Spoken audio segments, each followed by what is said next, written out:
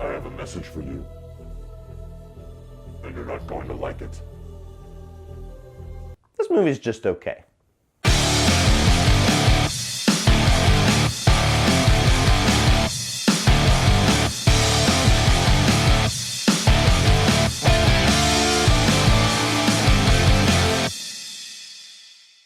So Prince of Darkness tells the story of a priest, a professor, and a group of quantum physics students who are investigating this strange cylinder of green swirling slime that's found in an abandoned church that is going to bring upon the apocalypse.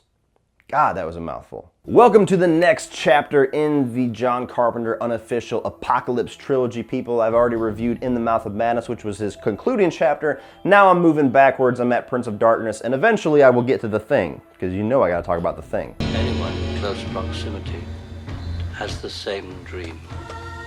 What is it? A secret that can no longer be kept. It started a month ago. What started? A change in the earth and the sky. His power. Prince of Darkness is one of those John Carpenter films that I found really late in life. It's not one that I grew up with. It's not one that I ever really heard anybody talk about. You know, my dad's a big Carpenter fan. He never said anything about it. Never really had any friends talk about Prince of Darkness. So it kind of felt like this thing that was going to be this either hidden gem or a movie that probably should stay in a little bit of obscurity that not everybody talks about. The only thing I knew about it was that Alice Cooper was in it. So fuck yeah, I'm gonna watch that shit. I watched it for the first time about 4 or 5 years ago. Actually, you know, it's probably about 6 or 7 years ago. And I remember liking it, but I remember there being a lot of things about it that I didn't really care for, and it felt like it was off. Something was off about it. Never rewatched the movie again until last weekend. I already had the Scream Factory release, so I decided to pop it in, give this movie a second chance, since I've heard a lot of people like Lee McCoy over at Drum Dums praise this movie so much. And I'm here to say, like I've already hinted at in the intro, the movie's just okay. There's a lot of things that it does great. There's a lot of things that doesn't quite appeal to me as a movie watcher, so I will get into all of that. Let's start off with the positives, though, of Prince of Darkness. And first and foremost, I will say this. This is probably in the top 2 or 3 creepiest John Carpenter films. Easy, if not the creepiest. I mean, this movie goes for some really demented stuff. The score, the tone that it's going for, the real slow build, and kind of the, you know, the way that it sets certain things up, even from the opening act, just subtle little shots that tell you that something fucked up is coming later on.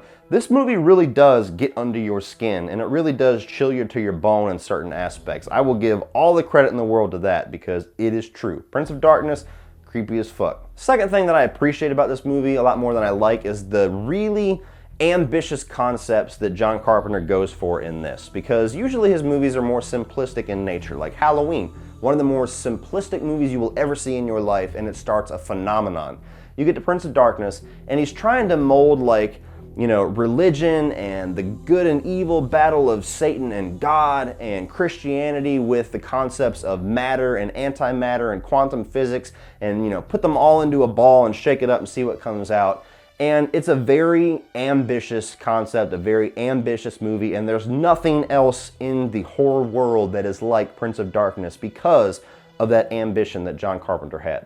A life form is growing out of prebiotic fluid. It's not winding down into disorder, it's self-organizing. It's becoming something. What? And this is one of those movies that I do appreciate the slow burn. This is one of the slower John Carpenter movies. Again, usually his movies are a little bit quicker, a little bit more, you know, quick to the punch, a little bit more action-packed, if you will, a little bit more going on screen. Prince of Darkness really takes its time.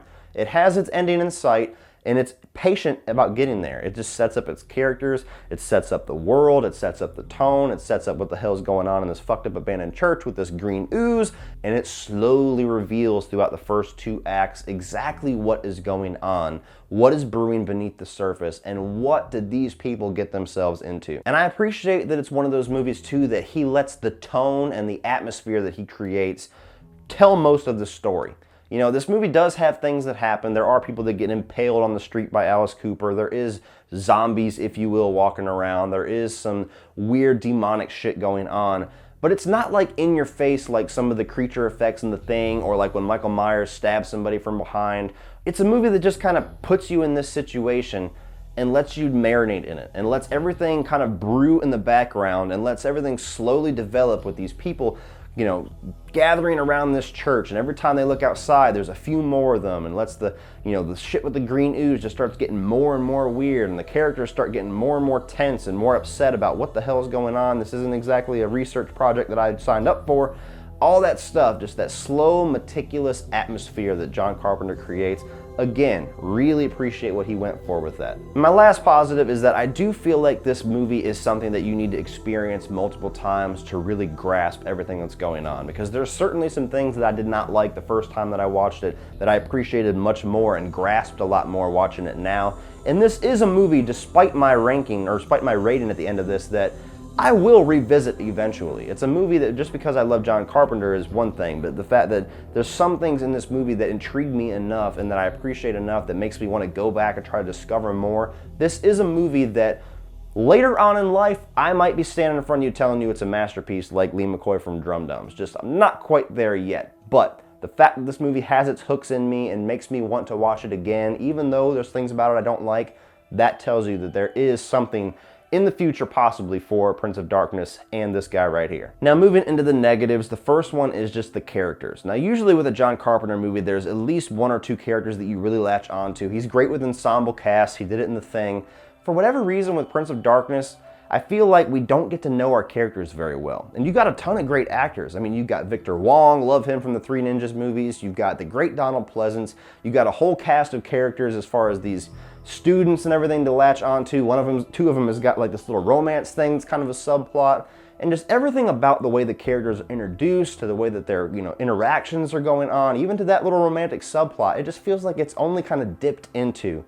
And for me, it's at the sacrifice of being able to like and really kind of latch onto these characters. I honestly didn't care about any of them. Even the great Donald Pleasance as this priest is kind of like this secondary character. He's there just because he's Donald Pleasance, it feels like. More than the character actually has a grand purpose in this movie aside from gathering these characters together. So a little bit of a disappointment when you get into this and there's so many grand concepts going on and there's so much tension and paranoia regarding the fates of these characters, and then you don't really care about the fates of these characters. It brings it down quite a bit for me. If I'm being honest, really the only scenes that I can really get into, partially because of the way the characters are written and maybe even because of some of the acting performances, is the scenes between Donald Pleasance and Victor Wong when they're talking about, you know, Christianity and the concepts of matter, and they're discussing about the anti-God and all that kind of stuff. Whenever you get those two characters in a room and they're just monologuing with each other, that's the stuff where I'm like, that's what I came to see. Show me more of that. But you only get a little bit of it. They're great scenes, but if you had had a little bit more of that with all the other characters, or at least most of the other characters, guarantee you this movie would have went way up for me. Maybe he's anti-God, bringing darkness instead of light. Why weren't we told the truth? Without the technology to confirm, it would have been another legend. But he was our prisoner, not yours. We had a responsibility to warn the rest of the world. Only the corrupt are listened to now. Now, despite the fact that I do appreciate what John Carpenter goes for, and I do appreciate his ambition and these grand concepts, I do feel like the movie gets a little bit weighted down by the technicality and by the kind of convoluted sense of this antimatter and matter and the anti-God and the quantum physics stuff. It's interesting, it's intriguing, it's unique, but it also feels a little bit out of place in a movie of this type. It feels like it's in there to be unique, and it definitely accomplishes that, but it also bogs the movie down a little bit with all these concepts that you really can't spend a whole lot of time in the movie trying to figure out because of everything else going on. And even the little lines of dialogue they try to throw in to kind of keep you up to speed with what they're trying to go with, it doesn't quite work for me. Because even on a second watch, there's still things with this anti-God and anti-matter, and, you know, what if the God that we knew wasn't the real God, it was the other thing because of this quantum physics thing. it still kind of goes over my head. And I feel like it's going to go over a lot of people's head when you watch this. They're going to go, what the fuck is... It's simple. God and Satan. Why are you getting physics in this? And though this does go along with my first criticism a little bit, I feel like it also needs to be talked about on its side. And that's just the acting performances of some of these characters. You know, when things start to get creepy, when people start to get taken over by this green ooze and they start to become kind of like zombies, even though they're not zombies, when they become slaves to this apocalypse, there's some acting in here that does not really add to the tension or add to the creep factor. It's kind of silly. Like, especially the tall, dark guy, whenever he becomes the zombie and he's just looking in the mirror, he's like, that shit, it may be intended to go one way, but when I see it, it's laughable. When I go to that guy in the scene of that movie, I'm like, move along. Move along. You're fucking up my tone. Move along. Just fucking move it along. Even Dennis Dunn, who's carried over from Big Trouble in Little China, even his performance is wonky in this. When he's jumping around in that closet, he's like, oh my God, they're coming to get me, somebody please help me, Jesus Christ. Laughable, man. And it totally fucks up the tone that you were nailing. And my final negative, which is gonna sound very strange for a John Carpenter film, is the score. Now, don't get me wrong, this is not like a full-blown negative. This is actually kind of more of a mixed detail, because there's aspects of this score that I think is very cool. It's definitely one of his more ambitious scores, which again, ambition is like the name of the game with Prince of Darkness, and it definitely does add to that creep factor and the atmosphere in certain scenes. My issue with the score is that it plays for the entirety of the movie's runtime, from the very opening section all the way to the credits. There's a score going the entire movie, over every line of dialogue, over every still shot, over every single scene. And to me, it feels like it's overbearing to a degree. You know, this is ambitious, yes, but it feels like it's a little bit superfluous. When you have a movie like Halloween or The Thing that has certain score cues that you know and love because they're used in certain scenes, and there's sections of silence, there's sections of still. When you get to Prince of Darkness and there's a score playing the entire movie, to me, it just bogs down the movie slightly. It's a little bit overbearing, and it feels like it should have been cut up just a little bit and used a little more sparingly, a little more creatively, versus just making a 2-hour score and just putting it into the movie saying, okay, the whole movie is gonna be with this. So those are my negatives. It may only be 3 negatives, but they're really big negatives in the grand scheme of what's going on in Prince of Darkness. And for me, this is by far the weakest of the Apocalypse trilogy, because for me, you have what is possibly the greatest horror movie ever made in The Thing, with one of my favorite horror movies of all time, and one of the most underrated, underappreciated movies of all time, and In the Mouth of Madness. When you get to Prince of Darkness,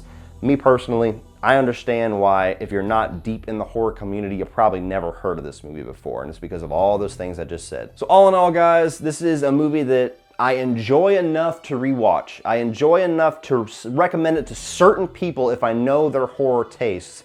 But it's also a movie that I have huge issues with that possibly will alleviate over time, but with 2 viewings now, my thoughts are pretty much set in stone on Prince of Darkness. This is not a dream.